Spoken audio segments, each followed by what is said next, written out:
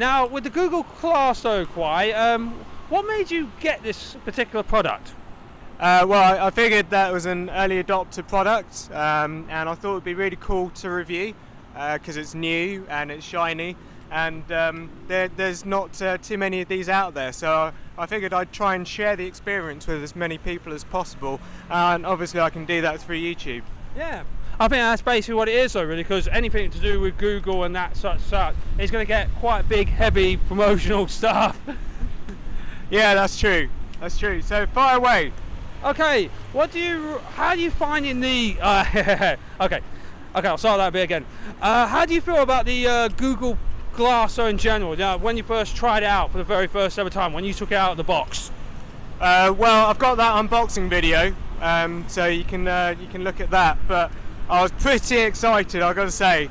Having done that, I was like, wow, I thought, this is it, this is the future, this is, when I took these glasses out of the box, I thought, wow, they're so light, they're so lightweight, and when I looked up at the glass and turned them on for the first time, and the little glass logo comes up, I thought, wow, this is it, this is wicked. What's your first thought on Star Trek The Next Generation when you put them on?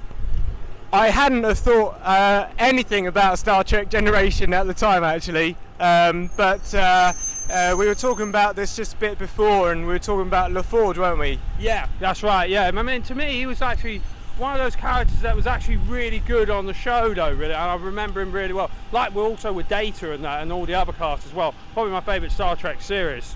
Oh, yeah. This reminds me more of Data than it does LaForge.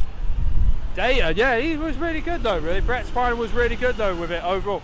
So how long have you actually been trying it, and what is the best feature on it? I've been trying it for about a week, and I've been playing with it a lot, and I guess one of the best features are the video recording capabilities and the camera capture capabilities so far. Ah, cool. So have you actually tried to record anything on it, or can you record onto it? Yeah, sure. So to turn it on, I just flick my head up like that to activate it. Then I hold this button down. Right. So now it's recording. Right. So you can see a light there. And then to extend the recording, I press the button again. Right. And that allows me to record for longer than 10 seconds. So right now, I can see you in my field of view. Right. So when Jim cuts this together, you'll be able to see what I see right now. And you're quite close. You're quite close up to me right now, but the vision's quite good.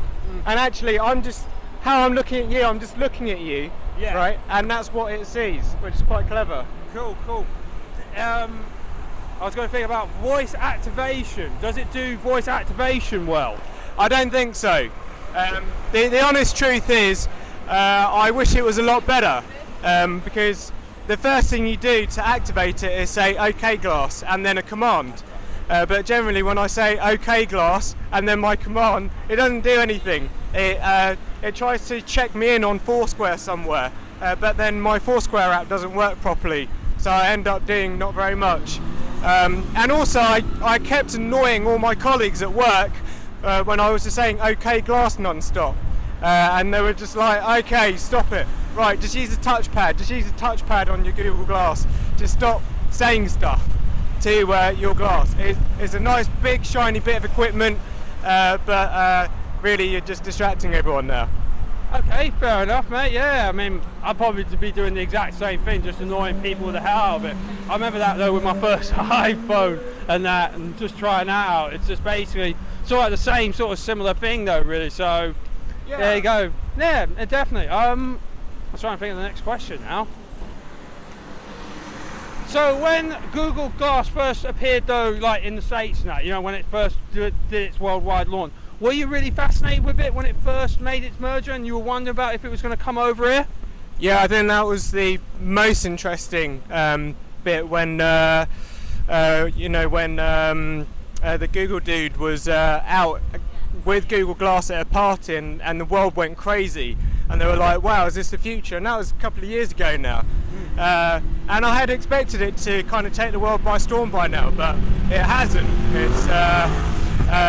It's been really slow coming, and other things have been launched in the meantime, like Android Wear, So it's tricky, but at least you know you can use this with an iPhone, which you can't with Android Wear.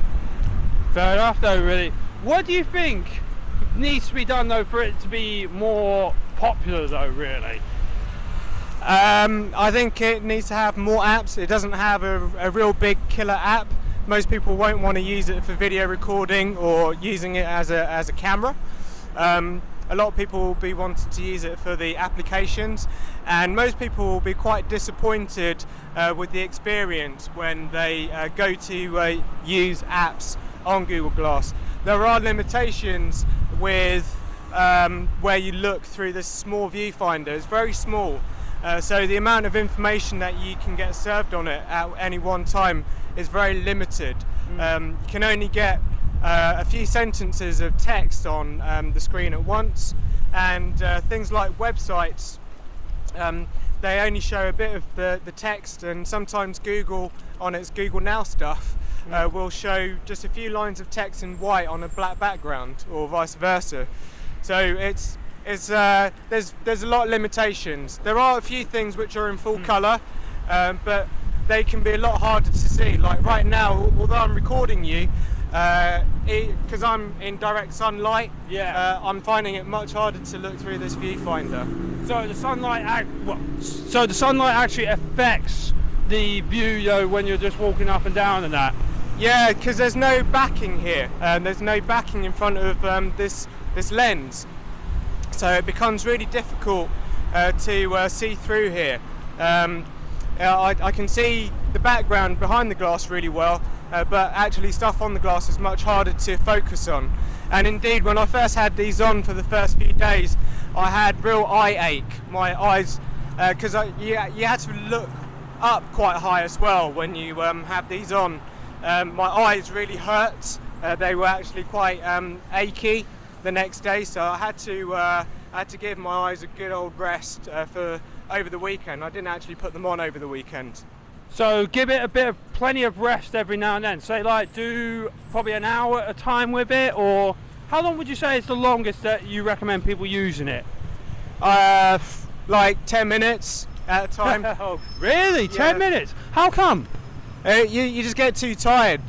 You know, when you're looking up like this all the time, it becomes really difficult to focus. Your eyes don't naturally look up like that. Right. You know, your eyes aren't designed that way. Your eyes are kind of designed to look down or in front, but it's not actually comfortable to stick your eyes up at this level, you know, for several minutes, let alone hours. And the battery life as well conserves itself by staying off as much as possible. So is it, we're going on about its battery life, is it better than a lot of the products? Because some of the products, they say that the battery life is actually not as strong. How would you say the battery life is with the Google Glass?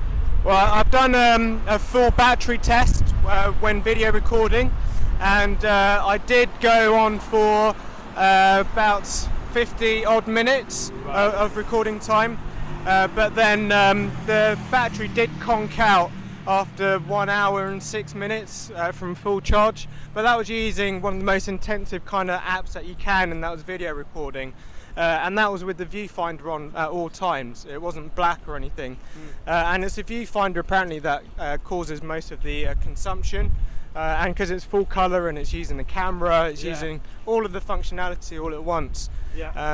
But one thing that people have complained about is the heat on the side where the touchpad is, but I've actually not had that many problems with it. I haven't had any problems with it, with heat on my head. So that's a general concern though, really, you know, about the heat that could overheat up on the sensory thing and that. Have you actually heard about people really complaining, or people's Google Glass not working properly, or have you ever only heard about good things about it? There are loads of things that don't work. Loads of the apps don't work properly. Most of the apps that I have, you load them up on your phone and you connect over Wi-Fi. Let me just go into my Glass app. Right. And then and then I go to active glassware. Oh, I got no 3G. So it needs like a really good, because I was going to come back to this earlier on about the 3G and the 4G connection on it. Is it good or pretty bad, or would you say it's kind of about average really?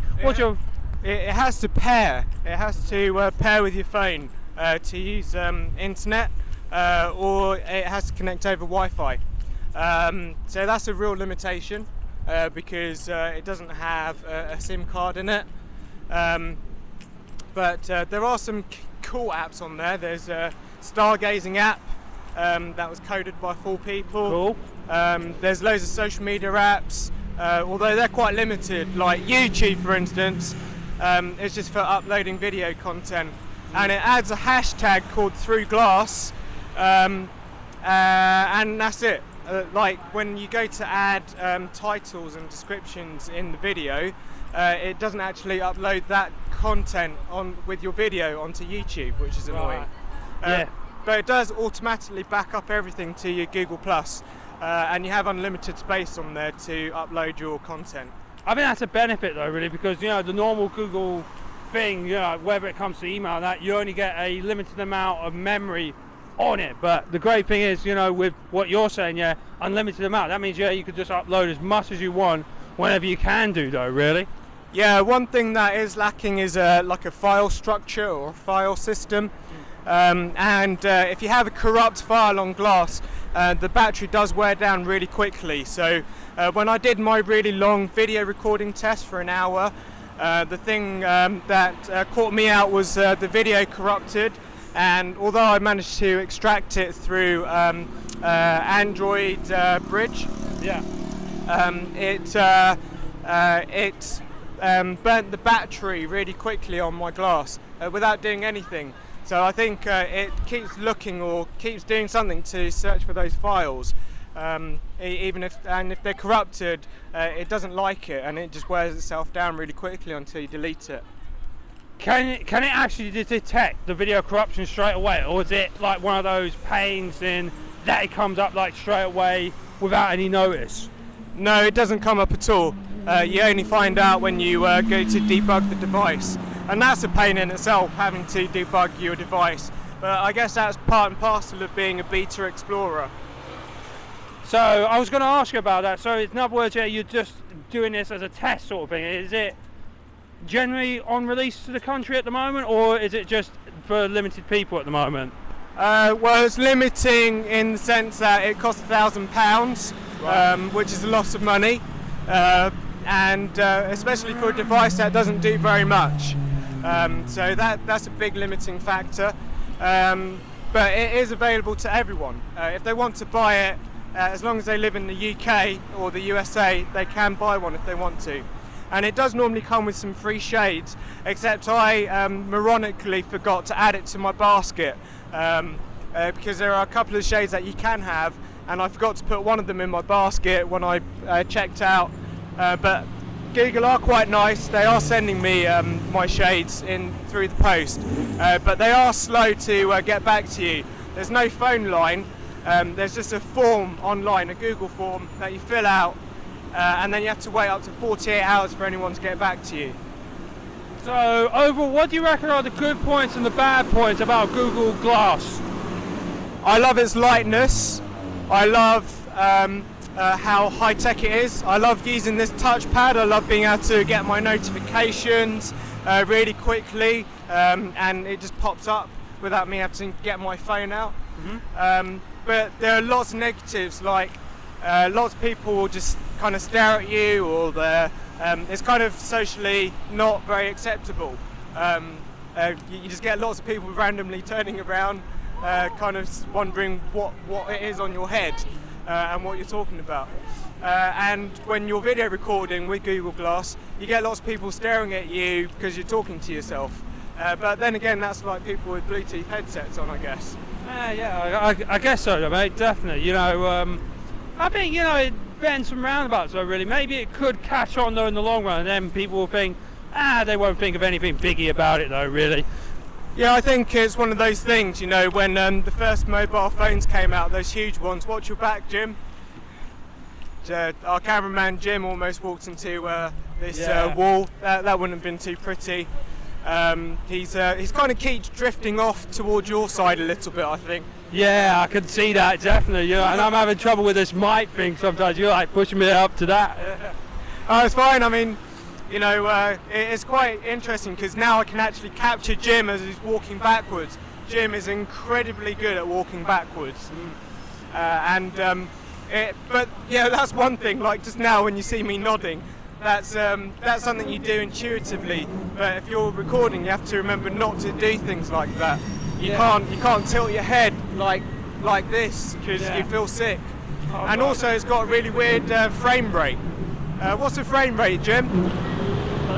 Frame rate 2977. The frame rate 29.77. Yeah. And normally you'd be working on 29.768. You know. It's, Yeah, that definitely is a bit of a subpar, really, at some point. Yeah. Yeah, it means that if you try and chuck it into Final Cut, you get a lot of ghosting, or Premiere Pro, you know, you get ghosting, and it makes you feel a little bit sick if you're moving. Probably like most of this footage, but I'm sure Jim will cut this well. Okay, that's it for our interview, though. Really, I want to thank you, Kwai Chi. Thank you. Yeah, and it's been a pleasure, though, really, just to talk about the actual Google Glass, though. So, thank you very much, though, for watching, and we'll take care, though, guys. And for Barry, it's peace out. Until next time, take care. Hi, thanks for watching. I'm Kwai Chi, this is D or Chi. If you'd like to watch more of our videos, then please subscribe by clicking down here. If you want to see more of things to do in London, then click over here. If you'd like to see general reviews, click down there. And if you'd like to see more of D or Chi and baby reviews, then click up here. Until next time, I'm Kwai Chi and this is D or Chi. Thanks for watching.